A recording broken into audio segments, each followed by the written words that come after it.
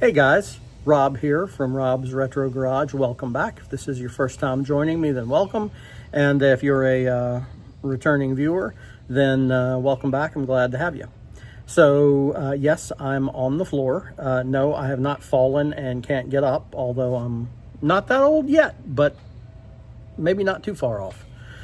What I'm on the floor for is it makes it easier to get under the car. We're going to be going under the car today, and we're going to be doing there's three major tasks left with the rear suspension. One is to remove the shock absorbers and the struts, and the other, those are two. Really, I'm going to do them as one video, and then the other part is going to be removing the trailing arms. So that one's going to be a bear. So I think I'm just going to do just one video on that one. But that's what I'm here for today is we're going to take a look at the shocks, and we're going to see what needs to be done to get those off. And we're going to start looking at the strut rods and see what needs to be done to get those off as well. So without any further ado, let me move the camera, and we'll get a little better look at what we're going to be working with. All right, here we are on the driver's side of the car in the rear, and right here, this is just a little bumper that they put up there, just a little rubber bumper, I guess, to keep the tire from hitting the shock. That would be my guess, but anyway, so this is the shock. It's an old piece of crap. I'll show you the bottom half of it shortly. You like my little Mickey Mouse pointer? I think this thing is hilarious. I like to use it. I saw Sarah in tune to use one, and you should watch her videos if you don't already. Not only is she gorgeous, she is a phenomenal mechanic. Among other things, she's like a Jill of all trades, really. She can ice blast and sand blast, and she can weld, and I don't know what else, but she's pretty good. Oh, I just noticed there's a rusty hole right there. I'm gonna have to repair that when I get the body off the frame. But anyway, so this is gonna be the first nut that we take off, and forgive me, I'm not sure what exactly socket that will be to get that off, but I'll come back and I'll let you know. And then let's look down on the bottom half of the shock. All right, this is essentially the same view, just the camera is angled down. This is the bottom half of the shock. You can see it's still all dusty and dirty, and I've washed this thing quite a few times. So I've washed the wheel well a few times. But anyway, this is the shock right here, and it goes into this flange, which is held on to, you just can't see it. I'll get under the car in just a moment and show you. But it's held on to this flange right here behind the rotor shield. And that's what holds the strut. You can see the strut right there, going back up that way, and the rest of it's hidden behind the shock. So, but that's what we're going to take off, is the screw on the other side. Now let me actually get under the car, and we'll take a look at the opposite side and the strut rod.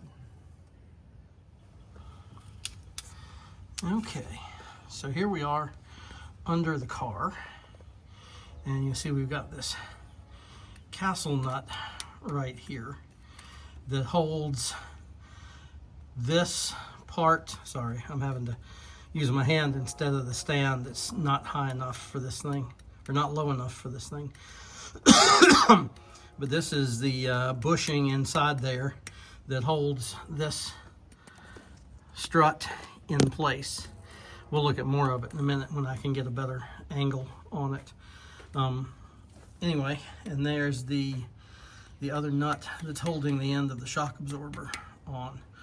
So we're going to have to take that off as well. And a lot of people have had some serious trouble getting this thing out.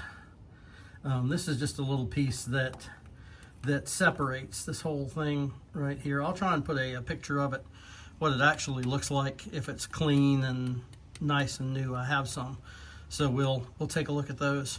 But a lot of people have a lot of trouble getting this thing out. They've had to cut it out, and I'm afraid that's what I'm gonna probably wind up having to do from the looks of this thing. But I don't know, we'll see. Anyway, let me get a better look at the other end of the strut rod, and we'll be right back. All right, guys, well, I put some PB Blaster on all of them, on all 6 of those nuts on the shock and the strut rods. Not on the bracket that goes onto the bottom of the differential, but the shock and the strut rods. So there's 1, 2, 3 on this side and 3 on the other side. So let's try and get this thing to come loose. Hopefully it will cooperate. I've got the jack under it, lefty loosey. Got the jack under it.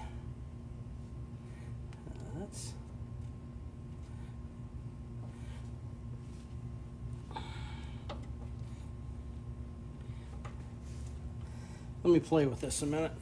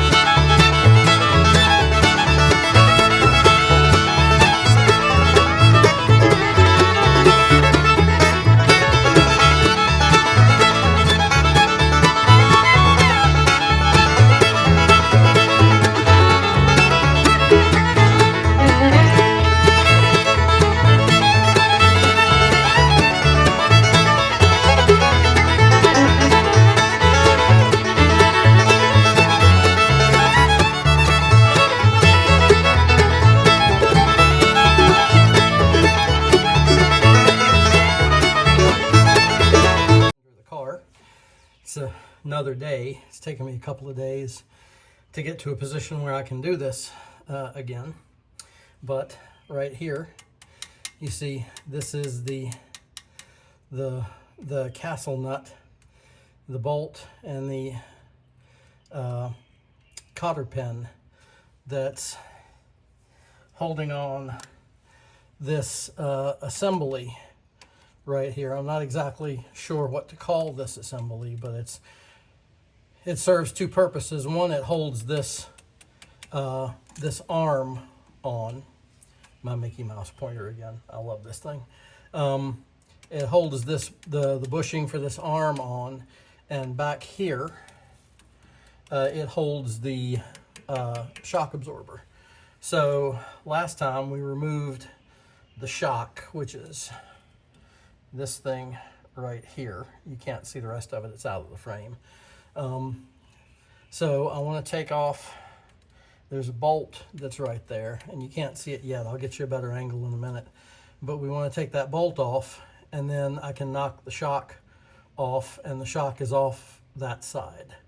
I'm going to raise it up with this jack. It's not raised up at the moment. It should have been. I thought I left it that way, but maybe I didn't.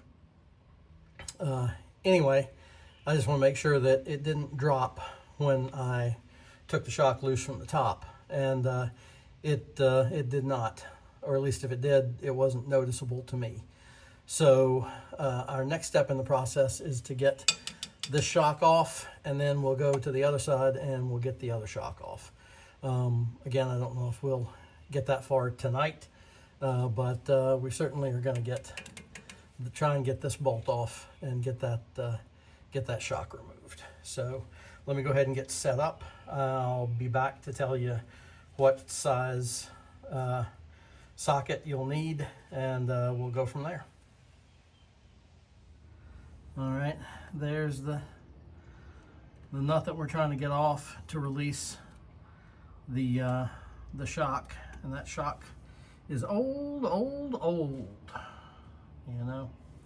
So it looks like there's a remnants of cotter pin right there, possibly. Maybe that's a type of clamp, C-clamp that's around it. Maybe that's just the washer. But anyway, it is from the side, from the top, from the bottom. I'm in the way of the light there. It's kind of hard to see that. And then from this side again. So anyway, it's not my goal to remove this today. I may try to get that off and pound it through, I don't know. But it's my goal to get this off and release that shock. And it's already released from the top, so that thing's not going to fall anymore. But just to be safe, I'm gonna see, I've got the the jack here. I'm going to pump this up, put it at the bottom of that. Maybe, I don't know, it may be in the way.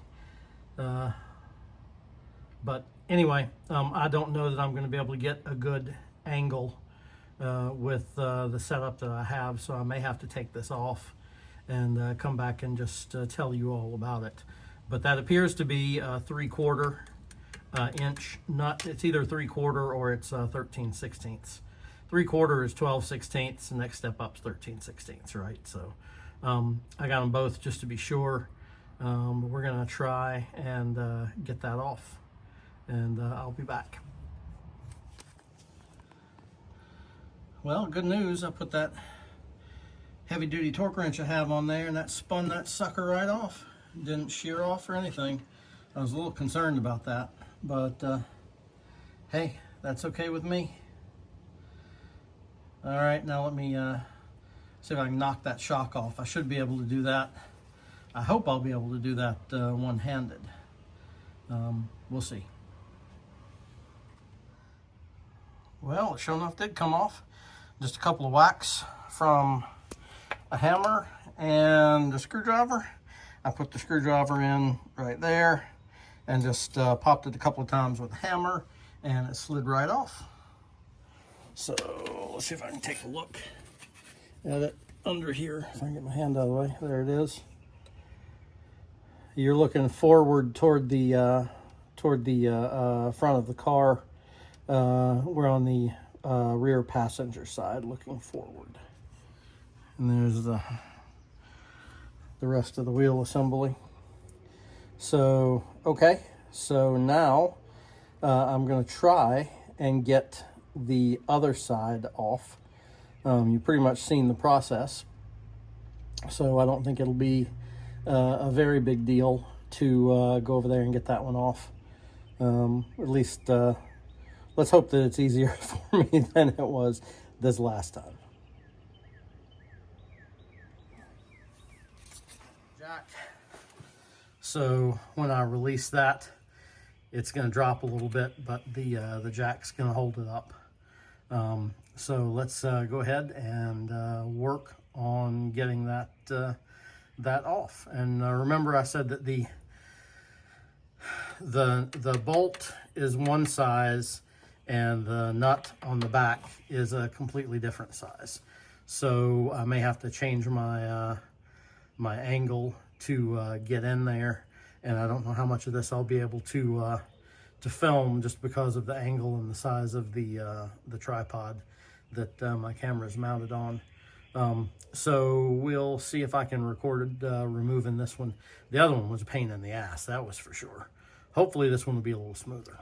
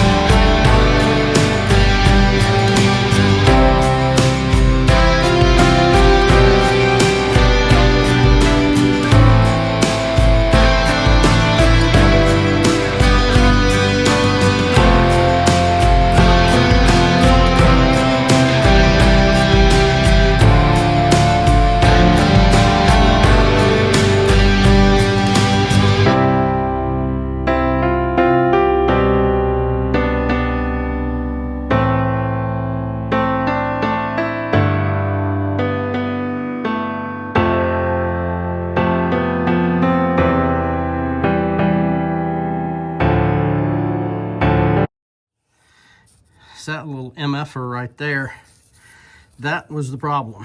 That thing was rust welded onto the end of the threads of that spindle. It took me about another 10 to 15 minutes, all total about 30 or 40 minutes of banging to get that thing off. I mean, that little sumbitch was on there. It had rust welded on like that, and I had to walk it out slowly, and boy, my arm hurts. And I thought that right arm was in good shape too. If you know, you know.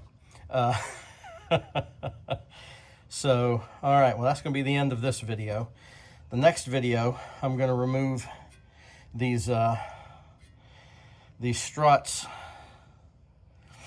and then we'll talk about getting the drive shaft out, and then this this trailing arm. That's going to be a bear, because I bet you that one's... I might wait until I take the body off of this thing to try that, because a lot of people have to... There's a bolt that goes through there, and there's not much room to pull it through. Well, you have to pull it through on the other side, and there's not much room to do that. And if this thing was off, then it would also take off... well, I can't really get there, but it would take this thing off. This is the back part of the interior, and it would remove all of that and expose this trailing arm. So I might wait until that's off to remove the trailing arm. But certainly we're going to remove the half shafts, and we're going to remove the strut rod. And then in another video, hit the camera. In another video, we're going to drop the differential. So, all right, thanks for watching, and bear with me.